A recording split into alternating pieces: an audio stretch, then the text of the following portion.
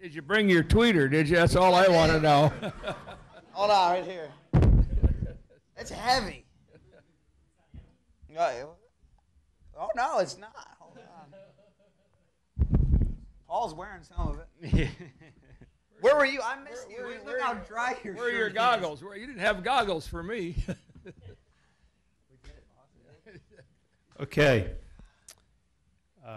You want to talk to the champion now, don't you? Yes, sir, I believe so. Brad Keselowski has joined us, and Brad, I can congratulate you for winning that championship. And just tell us now how it feels. Feels pretty good. Feels really good. I can't believe how everything just came together over the last, what's it been, 3 years? Has it been 3 years we've been together?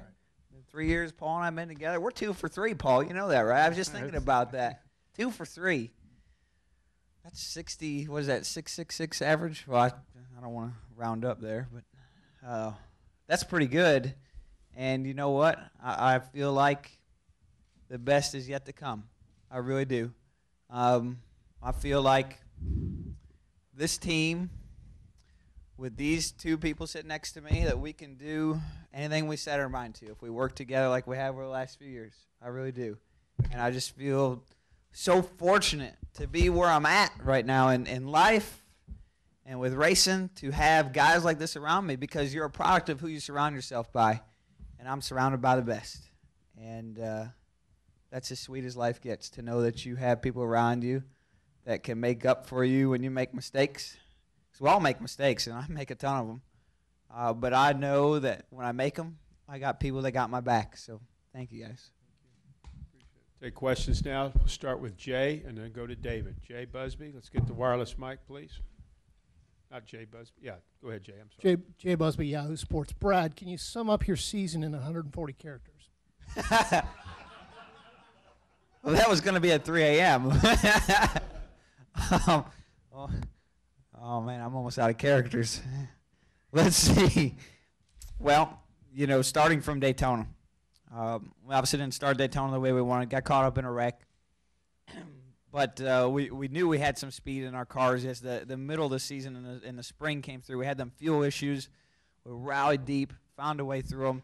And when the summer stretch came, we didn't have the speed we wanted through the summer. But what we did have was execution that was incredible. And I knew it right away. I remember some of them races, the spring Pocono race. You remember that, Paul, where we had them troubles on with some part on the car.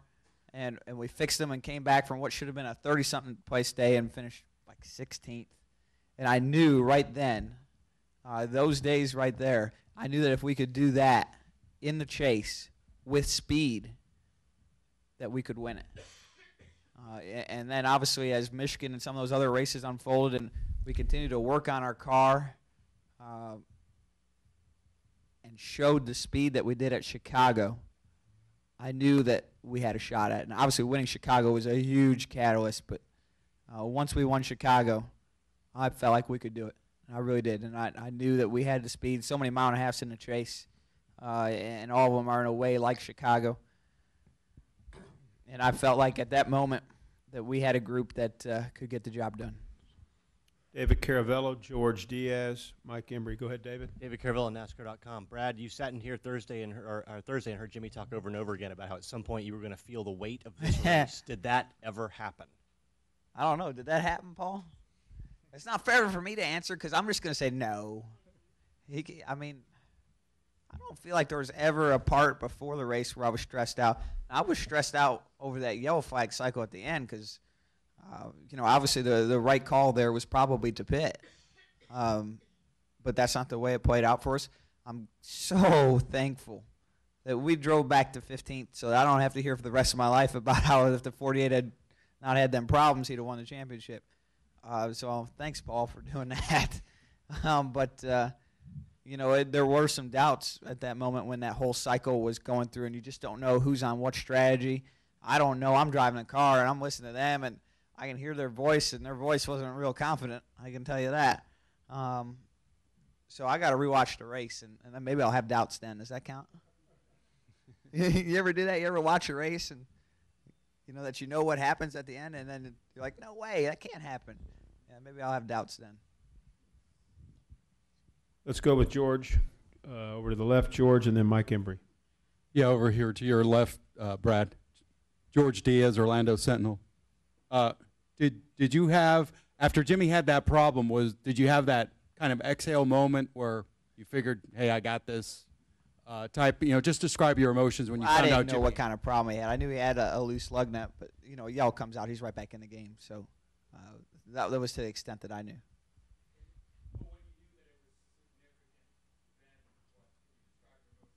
I wanted to win the race. Absolutely. I was just hoping that the race would play out to give us an opportunity to do so. Obviously it didn't, but I wanted to win the race the whole time. And I don't really enjoy watching hardships happen to my competitors. I don't enjoy that. In fact, I hate that. I want to beat them on the racetrack. I want to beat them by being the best that we can be and out-executing them and winning on the racetrack. And I don't enjoy at all watching things happen to my competitors that take them out like that. So I can tell you that I wasn't cheering. How about that? Mike Embry. Brad, do you have any kind of estimate on how much of your sponsor's product you had consumed when you did that TV spot? I don't know. We got to guess? A big jar. Well, I did have a big cup. You're right. Someone took it from me. They did. Before you came in here, we took it from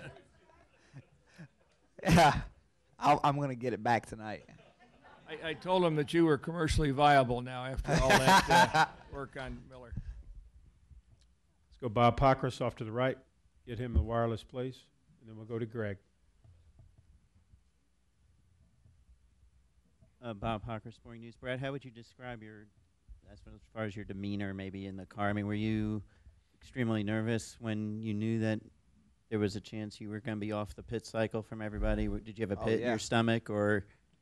Well, I couldn't see the whole picture, and that's so frustrating in the car. I wish I had one of those fan visions in the car or something like that, I need one of those so that I can understand what's going on, but I have to trust these guys, and that's what a team is. It's a group that trusts and respects everybody that's around them, and like I said, I could hear from Paul and my spotter Joey's voice that they didn't sound all that confident, and so I was very curious how it was going to play out. Yeah, I don't know if there's not. I don't have enough information. I don't know what's going on. Let's go Greg Engel. Let's go to Jim Utter and then to Lee. Greg Engel, Examiner.com. Congratulations to all you guys. Brad, you're such an easygoing guy. You interact with fans on your Twitter. You're always talking to them. And out tonight, it was like your crowning achievement. It's like your coronation, standing out there with the crowd, and you're yelling at the crowd. You're going to be on TV. And tell NASCAR fans who may not have been a huge fan of you before this, what can they expect from Brad Keselowski as the reigning NASCAR Sprint Cup champion going forward? Expect the unexpected. That's my MO, right? I can't answer it. I don't know yet. I know that you can expect from this team to come back next year and try to be better than ever and try to improve and find that next level of success. I know that's what you can expect from this team, and I'm going to be right there with them. Let's go Jim Utter, Lee Spencer, Jennifer Fryer. Jim Utter, Charlotte Observer for Brad and Paul. Last year when we were here and saw what transpired between Tony and Carl Edwards, many people said we'll never see that kind of stuff again. Thanks to Mike Ford at NASCAR, I just saw that your finishing average in the chase is 6.3 this year, which is exactly what Tony's was last year. Would you what would you think about some matching kind of, not in wins, but in overall? You talked a lot about execution, but being able to match that. Go ahead. Well, I mean, Tony's done a lot in this sport, and I don't know what the points totals were. I guess that's what you would have to look at more so than the finishing average, because you got bonus points and things of that nature that play into that. So they're the same? Oh, okay. All right. I don't know what Tony's were, but it would have been close. I don't know which way. it's a good rule of thumb that if you score 400 points in a chase, that you can win it. And I think that was the point I made third or fourth race in. Didn't I say 40 points a race would win it? Dang, I felt good about it. I like being right. You're right tonight. But that's, a good rule of thumb. And I feel like we did a great job throughout the chase. It's hard to compare years of the chase because there's seems to always be some kind of variable, whether it's we all talk about Talladega every year, and this year we had the repave at Kansas and some fuel mileage stuff at Dover, and it's never quite fair in my eyes to compare year after year. And what Tony did was a phenomenal accomplishment. He won 5 races in the chase. No other driver has even come close to that from what I can remember. And I don't suspect anyone ever will. So he deserves all the credit and accolades that he received for that accomplishment. Okay. Yeah. So we're right there with him, and it's been a great season. And when you're right there by a guy like Tony Stewart, you got a lot to be proud of. Lee Spencer. I'm sorry. Go ahead, Paul. Yeah. Well, I mean, it's I don't know, just to be able to battle the 48 like we did, and we both won races in the chase. We both had some races where we didn't run well, but I think when you look at what they've been able to accomplish over the last 10 years, say, they're definitely the best at this game, and I think that even makes it more special for me to know that we went head to head with those guys all the way down to the last race. So. Like Brad said, it's every year's a little different scenario. Obviously, the Stewart was able to win more races, but it was definitely a lot of fun racing with Chad and Jimmy like we did. Let's go Lee Spencer, Jenna Fryer, and then Paul Kaminsky. I've got a question for Roger and a question from Brad. Roger, when Brad was mired in traffic, you and Walt and Bud and Tim pulled away from the railing, and you guys looked like you were having a little powwow. What were you guys discussing? Were you strategizing, or? Well, I wanted to really, I guess, when Jimmy made that move, and I wanted to understand when he came back out on the racetrack where he was. I knew he was a lap down. I didn't know how many cars were between where Jimmy was and a lucky dog, and that's where I know we had some cushion. I think there were 7 cars at that point. And we got to be careful giving Brad too much information because he's got to focus. And I think one thing that probably hadn't been said tonight that as we started, he felt that the car had a little understeer in it, and he was taking care of his right front tire. And I think that's one thing that the race that he ran tonight was a championship race, and we always wanted to be fast. You could see the car at the end when it was time to go, and even at some of the time we had to catch up, but we were just talking about that and then deciding, to communicate back to the guys in the pits. They knew that, and I even felt at the end that not everybody was going to have to make a stop. So we had a good chance that we'd be able to pick it back up even if Jimmy was out there. So, I was trying to stay as calm as I could. It wasn't easy, so I had to get some people around me to help me. I didn't get there yet, but.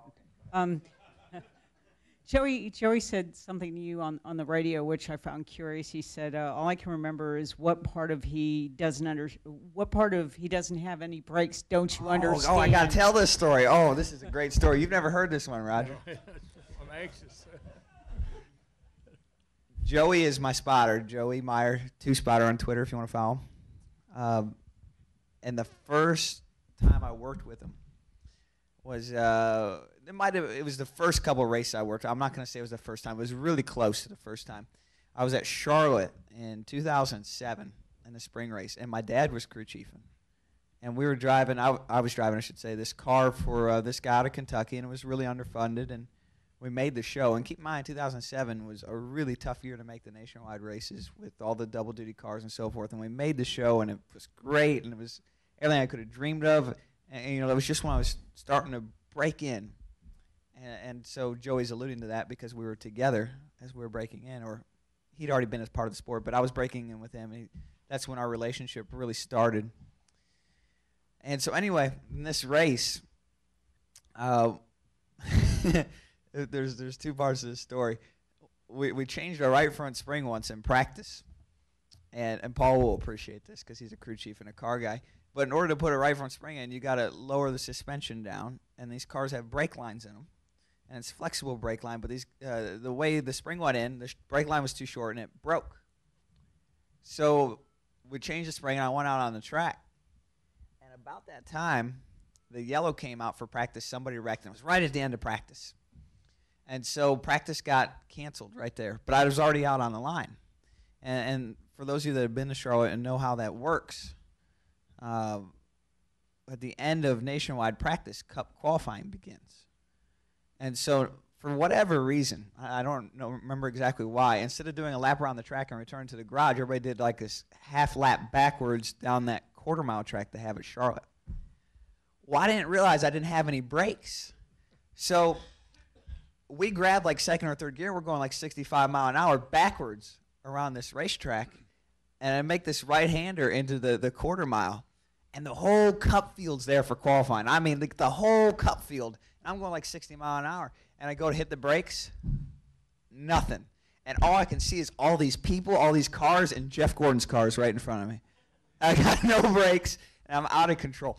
So I make this hard lap and go through the infield, and I'm just tear this car all up. And the record driver comes and gets me, and he yells in the window in this very southern voice, you know, a couple obscenities with basically saying, "What were you doing?" And I'm like, "I didn't have any brakes." So as it would happen, we replaced that brake line with another brake line that just happened to be even shorter and broke in the race. So we get in the race, and we do this first run in the race. And I'm running pretty good. I'm running like 15th or 20th, which, again, for where I was at in my career was great. You know, it was awesome. That was all I could ask for. And there's a green flag pit cycle.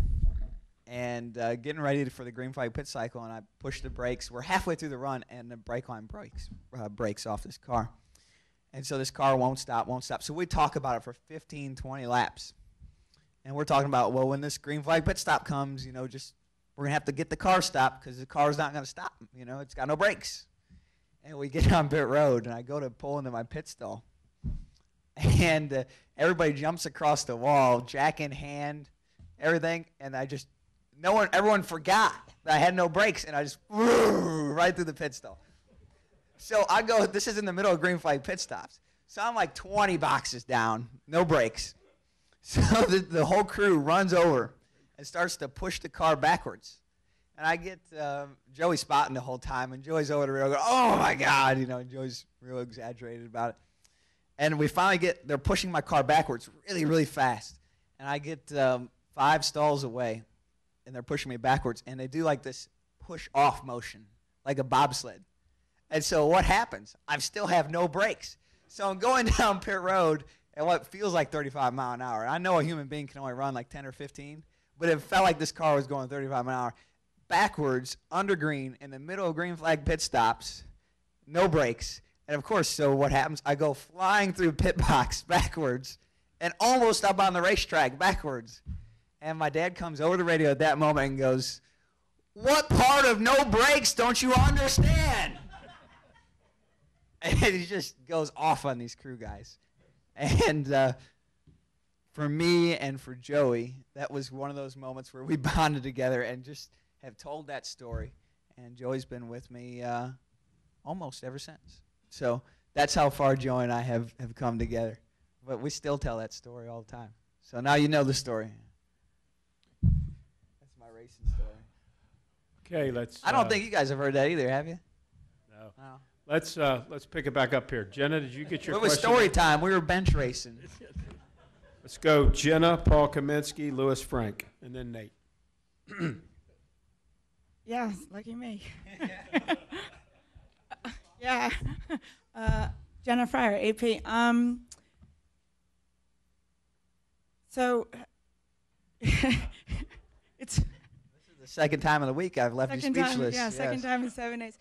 So it's well documented. I guess you went to visit Roger in 2008, and you wanted to drive for him, and you felt that you could win him a championship. And you know, it wasn't really an organization that had known for drivers wanting to go there and win championships.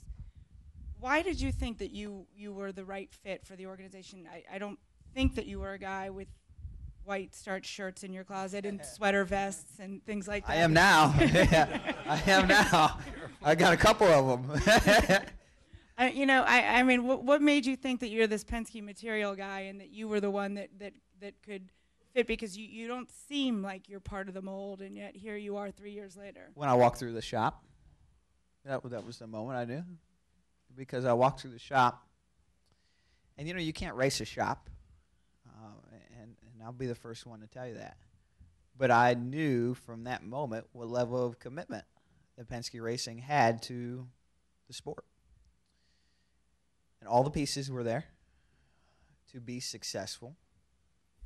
And the fact that RP spent the time with me to talk. He didn't have to talk to me. I was 20. How old was I then? 23, 24. He didn't have to do that. We just won.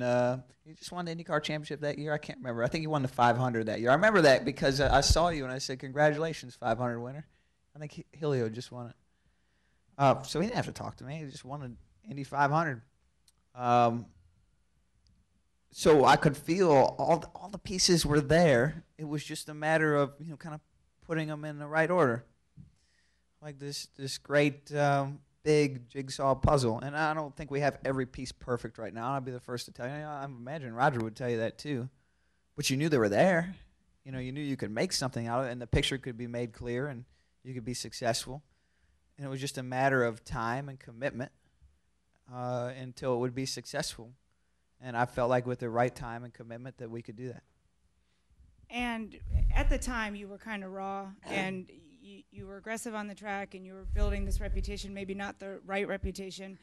Did you have to make a conscious decision or change anything consciously, or maybe look yourself in the mirror? Is it anything that you had to do, or was it just natural to get you from there to here? Well, I think I suffered from some serious confidence issues when I first came into Cup that were a result of, a lot of things, mostly just not having the speed to be successful and trying to do too much. I was trying too hard to be the iron team, and there is none.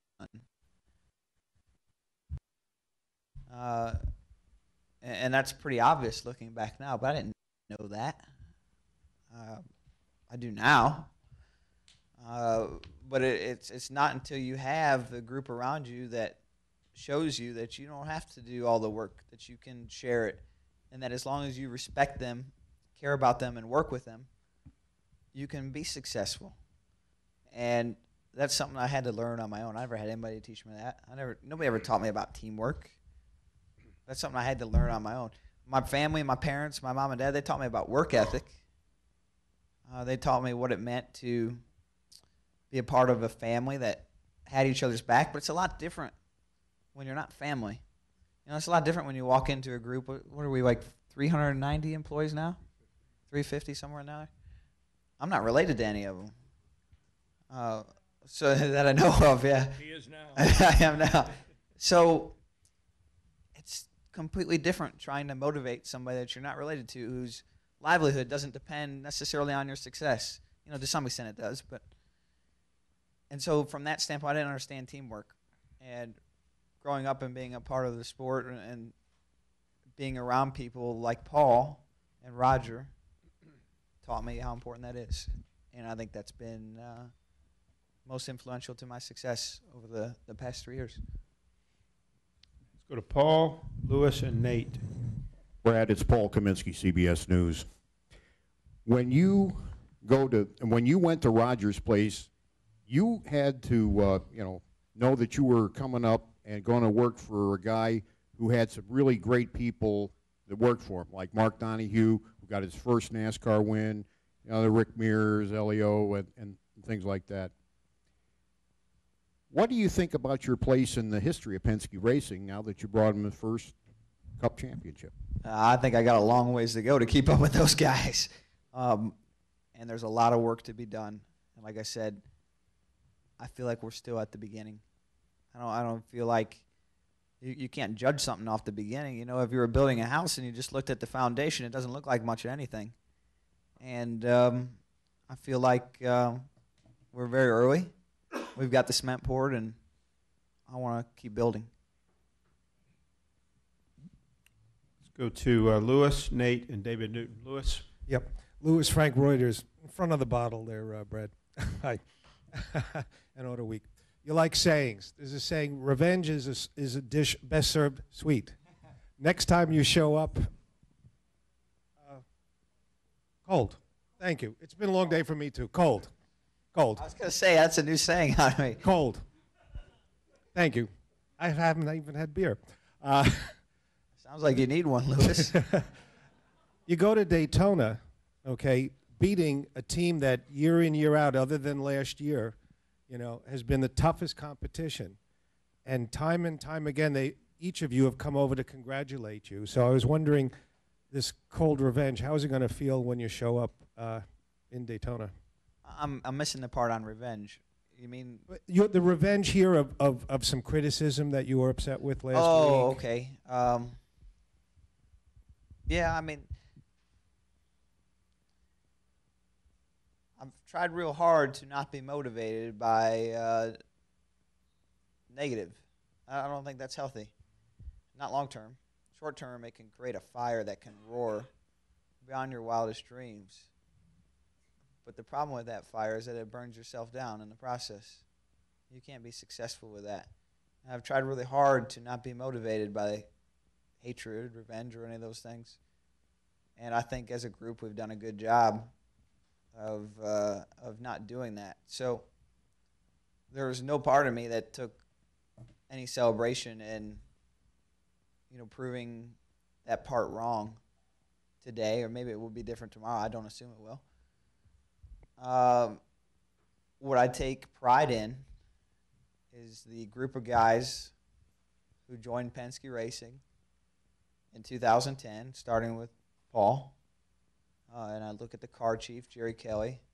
I look at a guy like Brian Wilson, who's my engineer, head engineer, whose career was really on the ropes before 2010. And I look at those three people as being three of the key players that together, I don't know where we'd have been apart. I don't know. I can't imagine it would have been this successful. Maybe I'm wrong. But when I look back at this, at least in this moment, I think of those three people. And I think how proud I am to be a part of taking them from the unknown, because I was right there with them, to where we're at today. And obviously, I look at RP as being a piece of that as well, and, you know, doing something that nobody else has ever done with Roger, which is something very special. You know, obviously, I was in that whole Hendrick mix in 2008 and 9, and winning it for Roger is much sweeter than that could have ever been, because I know that this is an accomplishment nobody else has ever done. And those are the things that I think of, not any revenge or anything like that. I'm not motivated by hatred. Let's go to Nate Ryan, David Newton, and we'll end with Mike Brudnell. Nate Ryan, USA Today, straight ahead, Brad. You're going to be a champion like NASCAR's never had before, obviously by default because you're 28 years old and first generation Y guy, but also because of, like you said, expect the unexpected. Jeff Gordon was in here earlier and says you're going to do a great job as the ambassador, but he also said a championship changes you, it matures you, it makes you a different person. How are you expecting that being the face of NASCAR might affect you and change you? I don't know. I'm going to meet some cool people. I've always wanted to date a celebrity. I'm just throwing that out there. That'd be really cool, don't you think? I mean, do I have to pick one? Maybe I shouldn't have said that, Kerry. No problem.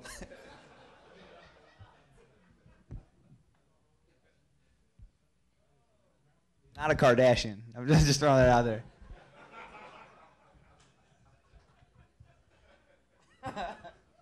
You're married. It's okay, Paul. go. Did you get what you needed there, Nate? Pretty good, I thought. Let's go, David Newton, and we'll end with the Michigan man, Mike Brunell. And David Newton, ESPN.com. Brad, first of all, can you tell us how many Twitter followers you've picked up tonight? Did that change? No. Let's check. I think I started at 328. Guys, you take so much stock in the amount of followers. Hold on. It's probably not that many. Okay, so 6,000. That's something. That's good. That's something. 6,000. And Roger, you compared him to Rick Mears, I guess, a couple days ago. When you see what you've seen over the last couple of hours since Victory Lane celebration, do you want to amend that? How do you describe that? And for a guy that's rather conservative like you are, how do you deal with that? Well, maybe I act conservative, but I like to have a little fun too. And I think that when you've won the NASCAR championship, the driver, we kind of give him a little wider path, and he's certainly taken it side to side. So I think it's all good. Off to the left, we'll have our final question from Mike Brunell. To both you guys, Roger and Brad, the folks back in Detroit, I know, are really proud of both of you and would probably like to have a beer with you, Brad, for sure. What do you say to them? It's been tough up there, and champions have been rare in recent years. Are you taking that one, Roger? Well, both. This is for both of you. Oh, for both of me? Wow, what do I say to them? Oh, I don't know what to say. I at some level, you hope it somewhat speaks for itself. That if you work hard enough, long enough, that things will find a way to happen.